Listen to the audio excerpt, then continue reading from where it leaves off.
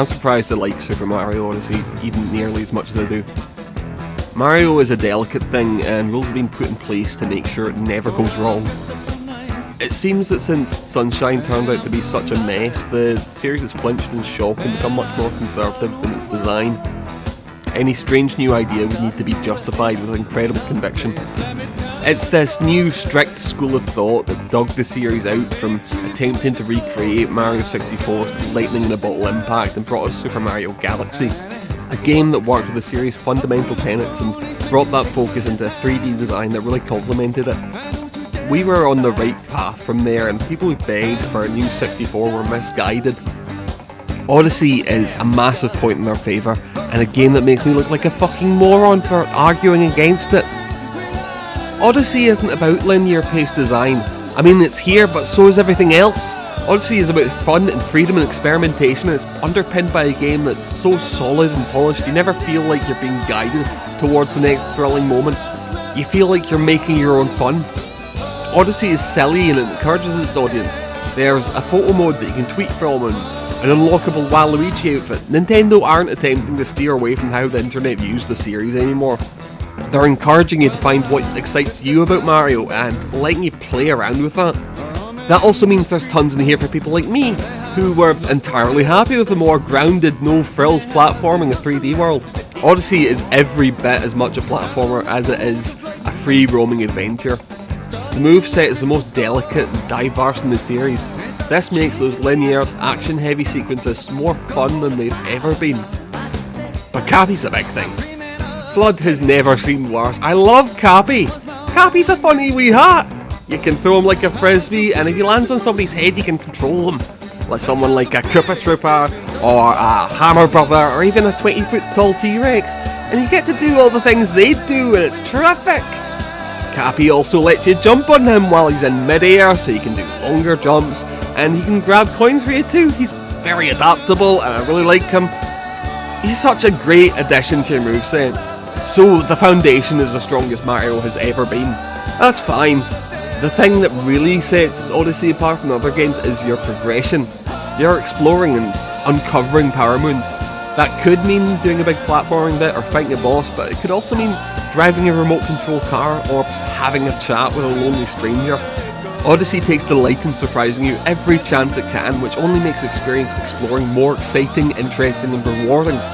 This is supposed to be a special Mario game.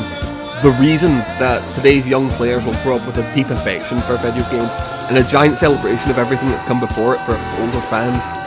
This is the stuff that got me really emotional. Beyond the Mario Picross outfit and the 2D sections, there's wee moments in Odyssey that just seem to say, we did it! We figured out what this is supposed to be, and we worked as hard as we could so it could happen. A huge section of the game plays out as a tribute to the original Donkey Kong, a rare acknowledgement for the Mario series. It seems to indicate how deeply Nintendo looked back into their old ideas, considered what they could mean for a new Mario game, and gave those ideas the best celebration they could with Odyssey. And I'm not just talking about returning characters and music, though I love those callbacks as much as anyone did. Old game mechanics and game structure are such a fundamental part of Odyssey and makes such a wonderful showcase for them. Look, you know how much Mario means. In 1981, games were pretty boring. A box, a tank, a car, boring. Nintendo were shite at boring, and the arcade games were doing crap as a result. Then the best idea ever happened. Nintendo shouldn't do boring. Get the man who draws funny cartoon guys to make something on our boring radar scope hardware.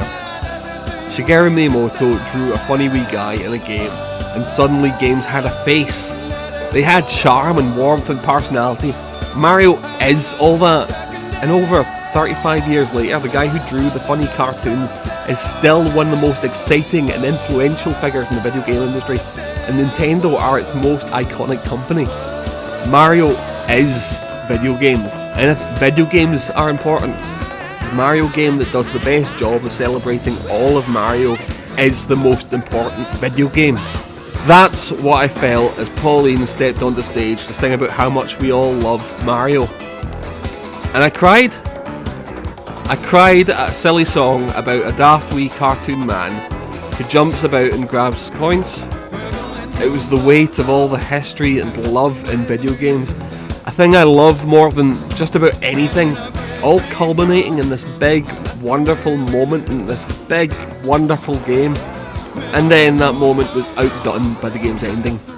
Me crying my eyes out because I love the funny wee man and all his cartoon pals so much.